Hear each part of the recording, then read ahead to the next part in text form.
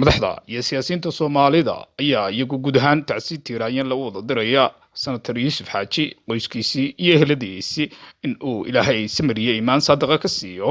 kuwaasoo kala ah Said Cabdilaahi Deri madaxweynaha maamul goboleedka Puntland Cabdiraxmaan Cabdishakuur Warsame gudoomiyaha xisbiga wadajir Xasan Cali Khayre ra'iisul wasaarihii hore ee Soomaaliya Sheekh Shariif Sheekh Axmed madaxweynihii hore ee Soomaaliya iyo Jubaland State iyo dowladda federaalka Soomaaliya iyo gaar ahaan ra'iisul wasaaraha